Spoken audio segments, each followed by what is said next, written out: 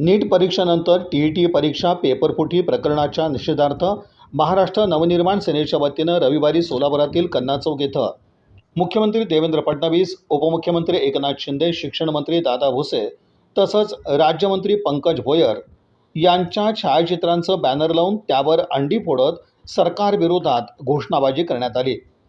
स्पर्धा परीक्षांमधील कथित गैरव्यवहारांमुळे लाखो विद्यार्थ्यांचं भविष्य धोक्यात आल्याचा आरोप मनसेच्या पदाधिकाऱ्यांनी केला।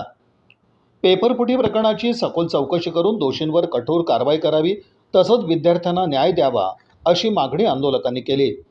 या आंदोलनामुळे कन्ना चौक परिसरात काही काळ तणावाचं वातावरण निर्माण झालं होतं।